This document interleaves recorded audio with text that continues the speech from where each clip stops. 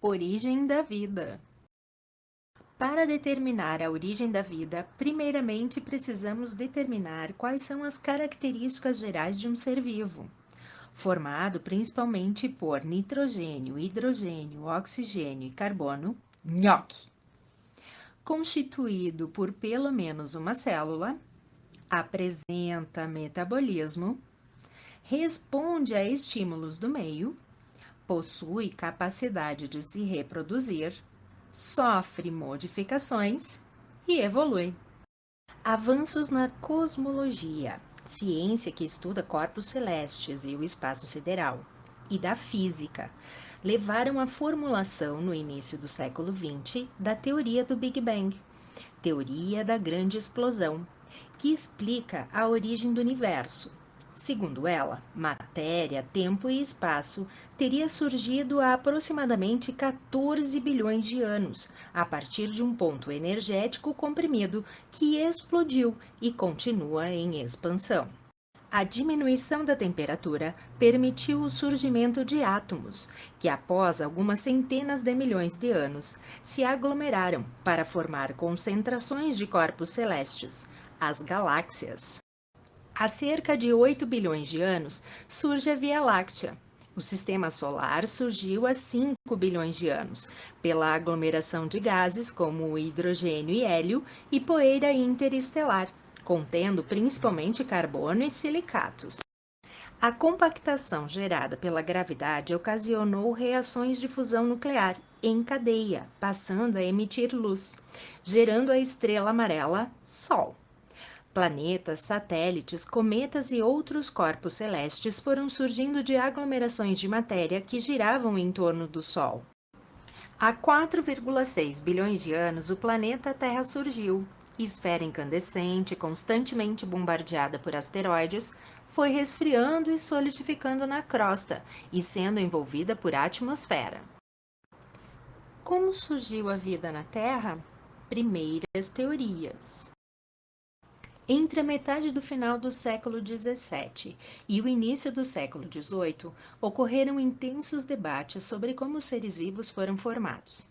Ideia antiga defendida por Aristóteles, a teoria da geração espontânea ou abiogênese defendia que os seres vivos poderiam se originar da matéria inanimada, baseada em observações como: o sapo surge do brejo. O médico belga Jean-Baptiste Van Helmont publicou sua teoria, que foi testada e comprovada.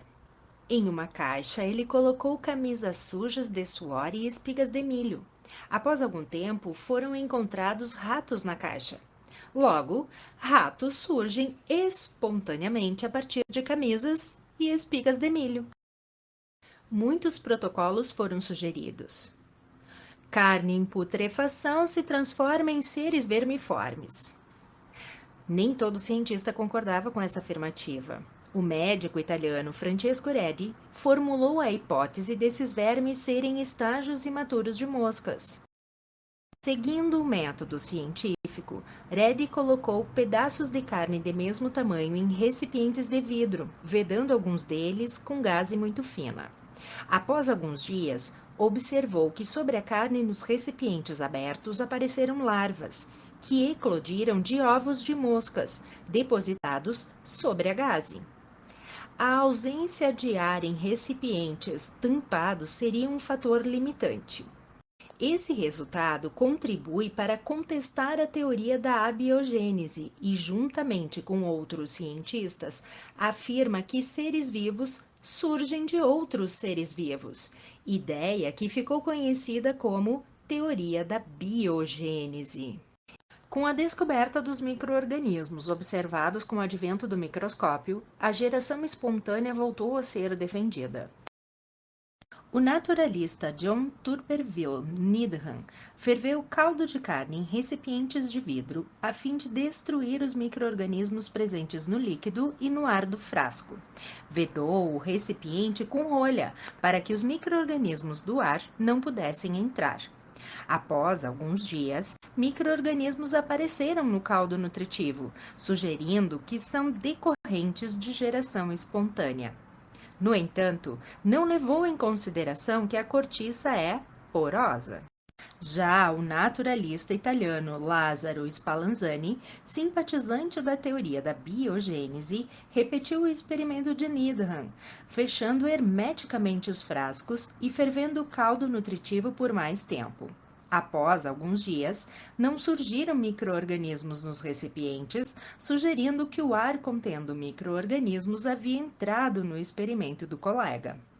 Needham rebateu, afirmando que o problema foi o tempo excessivo de fervura do caldo, que destruiu sua força vital, isto é, as moléculas geradoras de vida.